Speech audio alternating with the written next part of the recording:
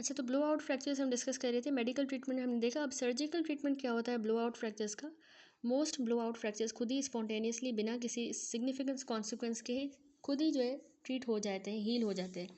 Surgically हमने repair करना होता है ब्लो आउट का, वो सेफली जो है पोस्टपोन किया जाता है तकरीबन 2 हफ्तों तक अगर नेसेसरी रहा, ताकि जो स्वेलिंग है वो 2 हफ्तों तक सबसाइड हो जाए, उसके बाद हम सर्जिकली रिपेयर करेंगे। ठीक हो गया। नंबर 3 सर्जरी हम इंडिकेट करते हैं जब एनोफ्थेल्मोस हो, यानी छोटी सी आइज़ हो जाए, इनवर्ड प्रोट्रूजन हो जाए, डिस्प्लेसमेंट हो जाए आई बॉल की, जो कि 2 मिलीमीटर से ज़्यादा हो, या डबल विजन की कंप्लेन होगी तो सर्जरी करेंगे प्राइमरी गेज में या इन्फीरियर गेज में अगर डबल विजन हो रहा है।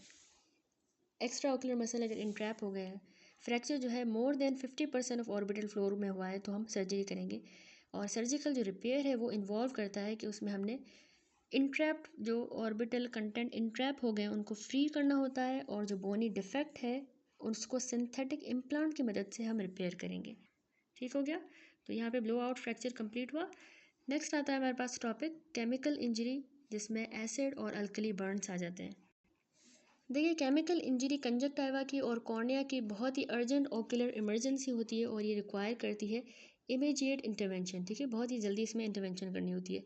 तो क्योंकि ये डिस्ट्रक्टिव होती है, मोस्ट डिस्ट्रक्टिव अमंग आल ट्रॉमेटिक ओकुलर इंजरी, तो केमिकल जो बर्न्स होते हैं आइज़ में, ये मोस्ट अर्जेंट ओकुलर इमरजेंसी होती है। सिवियरिटी वेरी करती है, ट्राइवियल इंजरी से लेके कंप्लीट ब्लाइंडनेस भी हो सकती है। टाइप्स होती हैं केमिकल इंजरीज़ की। सबसे पहले है एसिड्स।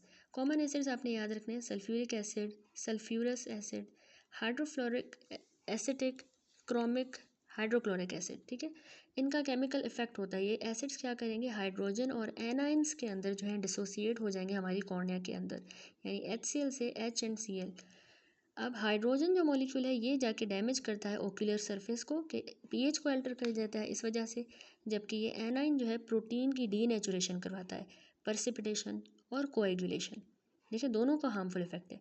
तो प्रोटीन को कोएगुलेशन जो है ना जनरली प्रिवेंट करेगी डीपर पेनिट्रेशन ऑफ एसिड्स। वैसे अगर ये प्रोटीन कोएगुलेट हो रहे हैं ना इसकी मदद से, तो वो डीपर उसको पेनिट्रेट होने से बचा भी रहा है।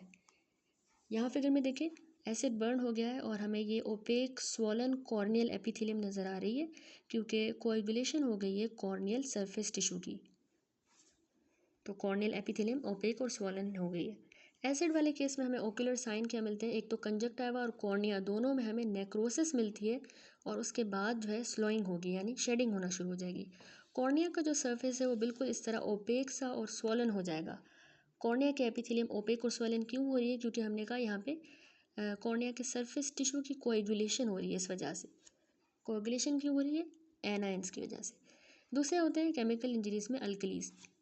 अब अल्कली बर्न्स जो है याद रखिएगा ट्वाइस इतने ही कॉमन है जितने जितने एसिड बर्न्स थे। ठीक है, क्योंकि ये ज़्यादा वाइडली यूज़ किए जाते हैं घरों में और इंडस्ट्रीज़ में, इस वजह से। तो अल्कली के बर्न भी मतलब कॉमन है, सीरियस बर्न्स होते हैं बनस्पत एसिड बर्न के। बहुत ही कॉमन अल्कली होता है sodium hydroxide, potassium hydroxide, calcium oxide, fresh lime, liquid ammonia. इनका अब केमिकल इफेक्ट इस तरह होता है, ये अल्कलाइन सब्सटेंसेस जो है हाइड्रोक्सिल आयन के अंदर और कैटाइन के अंदर डिसोसिएट होगा हमारे ओकुलर सरफेस पे।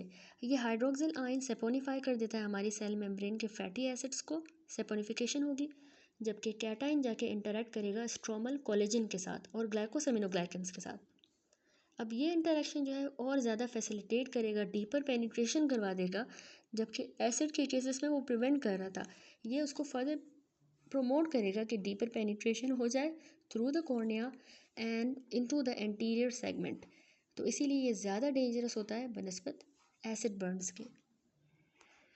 Damage bye severe alkali burn include, number 1 necrosis होती है इसमें, कंजक्टिवल और कॉर्नियल एपिथेलियम की नेक्रोसिस हो जाएगी, साथ में ओक्लूजन और डिसरप्शन हो जाएगी लिम्बल वास्कुलेचर की।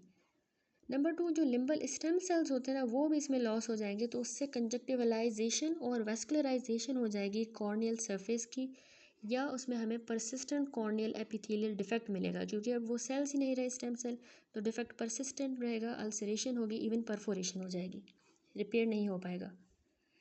डीपर पेनिट्रेशन से कॉर्निया ओपेसिफाई हो जाती है। एंटीरियर चैम्बर में अगर पेनिट्रेशन हो गई तो आयरिस डैमेज होगा, लेंस डैमेज होगा, trabecular meshwork, ciliary body epithelium. Hypotony हो सकती है, यानी एक्वस ह्यूमर लेस सिक्रेट होगा, और थीसिस हो सकती है, यानी नॉन फंक्शनल श्रृंखन आय हो जाएगी सीवियर केसेस में। अब आ जाते हैं सिम्टम्स पे। इसके सिम्टम्स क्या होंगे? एसिड और अल्कली बर्न्स के जो मोस्ट कॉमन दोनों के सिम्टम है वो सीवियर किस्म का पेन होता है, लैक्रिमेशन होती है पेशेंट को, फोटोफोबिया, ब्लिफारोस्पाज्म यानी आईलिड का इनवॉलंटरी मूवमेंट्स, और रिड्यूस्ड विजुअल एक्विटी। अब ऑक्यूलर साइंस हमें क्या मिलेंगे? जो बर्न है उसके निशान हमें मार्क्स जो है सराउंडिंग वाली स्किन पे भी नज़र आएंगे। कंजक्टिवा और लिम्बस जो है वो वाइटिश हो जाएगा, क्योंकि एक तो डिस्ट्रक्शन भी हुई है और दूसरा ऑक्लूजन हो गई है वास्कुलेचर की, तो कंजक्टिवा लिम्बस हमें वाइट नज़र आएंगे। कॉर्निया बिल्कुल डल सी और ओपेक हो जाएगी और एपिथेलियम उसकी झड़ना शुरू हो जाएगी, slot of. Whitish appearance conjunctiva की और लिम्बस की क्यों हो रही है? क्योंकि हमने कहा वहाँ पे वास्कुलेचर का लॉस हो रहा है। तो अगर हम ये फिगर देखें, यहाँ पे देखें, अल्कली बर्न हुआ है और ये देखें ये हेजी सा कॉर्निया है, जबकि यहाँ पे वाइटिश अपीयरेंस हमें नज़र आ रही है कंजक्टिवा की और लिम्बस की, क्योंकि वास्कुलेचर लॉस हो गया है।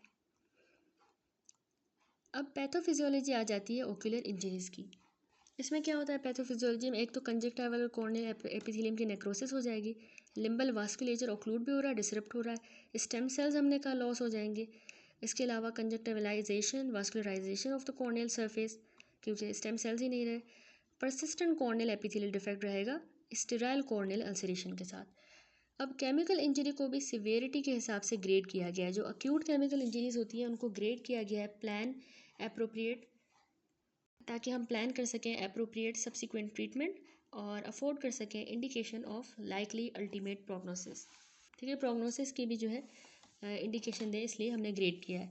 तो इसको कहते हैं हम Roper Hall system of grading. ठीक है, ये वाइवा पॉइंट ऑफ व्यू से इनके नाम भी पूछे जा सकते हैं। Roper Hall system of grading based है कॉर्नियल क्लैरिटी पे, यानी इसमें कितनी कॉर्निया इन्वॉल्व हुई है। दूसरा लिम्बल इस्कीमिया कितनी सीवियरिटी का है। तो इसमें 4 ग्रेड्स होते हैं। सबसे पहला ग्रेड 1 में क्या होता है, हमें कॉर्निया बिल्कुल क्लियर मिलता है। ठीक है, केमिकल इंजरी हुई है लेकिन कॉर्निया इसमें क्लियर होता है, एपिथेलियल डैमेज सिर्फ होगा। यहाँ पे कोई भी लिम्बल इस्कीमिया नहीं होगी, इसकी बहुत अच्छी एक्सीलेंट प्रोग्नोसिस होती है। ग्रेड 2 में अब कॉर्निया हेजी हो गया है, लेकिन आयरिस हमें उसकी आयरिस की डिटेल अभी भी विजिबल है, तो यानी less than 1/3 of the limbus में लिम्बल इस्कीमिया हो जाएगा, इसकी गुड प्रोग्नोसिस है। थर्ड ग्रेड में होता है कि टोटली एपिथेलियल लॉस हो जाएगा, कॉर्निया भी हेजी हो गया, आयरिस की डिटेल भी बिल्कुल ऑब्सक्योर हो गई है, यानी 1/3 से लेके 1/2 ऑफ द लिम्बस की इस्कीमिया हो गई है और इसकी भी प्रोग्नोसिस जो है लेकिन अब गार्डेड प्रोग्नोसिस है। लास्ट 4th स्टेज होता है कॉर्निया बिल्कुल ओपेक है, आयरिस और प्यूपिल बिल्कुल भी हमें नज़र नहीं आ रहा, ऑब्सक्योर हो गए हैं, यानी more than half of the limbus ischemic हो गया है और इसकी भी बिल्कुल ही पुअर प्रोग्नोसिस है। ठीक हो गया। तो मैनेज कैसे करना है हमने? गोल ऑफ मैनेजमेंट होता है कि हमने सबसे पहले केमिकल एजेंट को आँख से रिमूव करना है, इन्फ्लामेशन को रिड्यूस करना है, वहाँ पे एपिथेलियम जो डिफेक्ट हुआ है, लॉस हो गई है, उसका रीजनरेशन करवाना है, प्रमोट करना है, और कॉर्नियल अल्सरेशन और परफोरेशन को प्रिवेंट करना है। ठीक है, तो इमरजेंसी ट्रीटमेंट होता है मेडिकल, टॉपिकल। ठीक है, इमरजेंसी है, फिर मेडिकल में topical, systemic, surgical.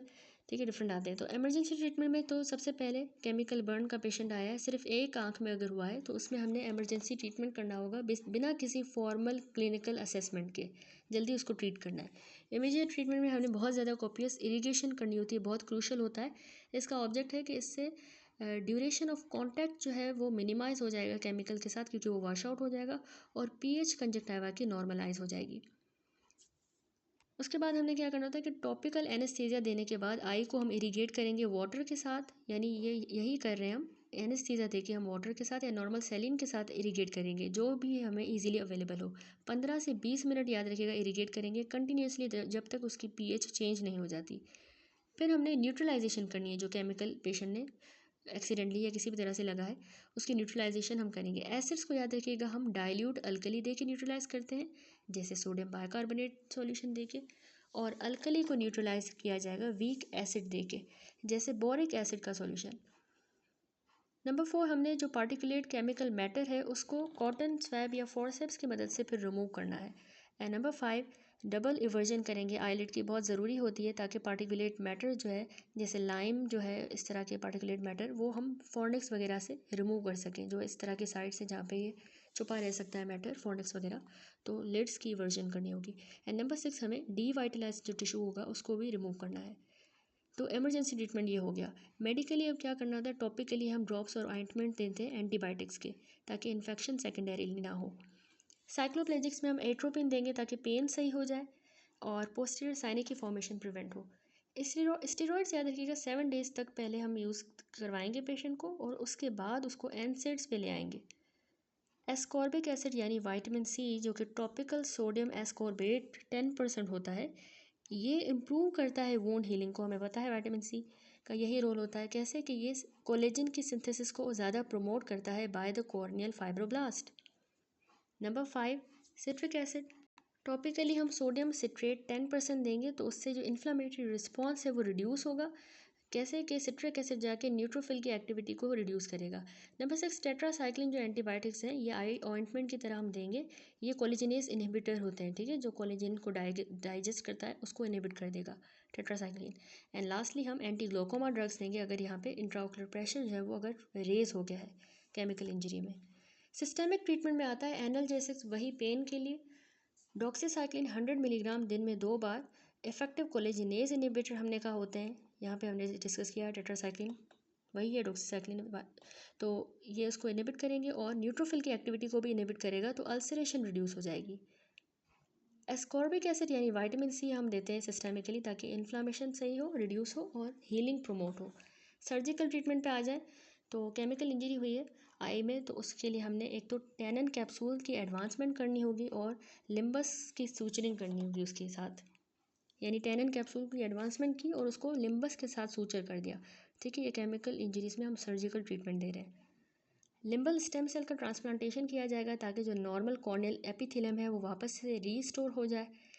Amniotic membrane graft भी दिया जा सकता है ताकि असिस्ट किया जा सके एपिथेलियल हीलिंग को। कंजक्टाइवल या म्यूकस मेम्ब्रेन ग्राफ्ट भी दिया जा सकता है। केरेटोप्लास्टी, केरेटोप्रोस्थेसिस। लास्ट है कॉम्प्लिकेशंस, ठीक है। तो केमिकल इंजरीज में कुछ अक्यूट प्रॉब्लम्स होती हैं, कुछ long term problem. Acute problem में एक तो कॉर्निया में परफोरेशन हो सकती है केमिकल इंजरी की वजह से, इन्फेक्शन हो सकता है, वहाँ पे ग्लोकोमा डेवलप हो सकता है।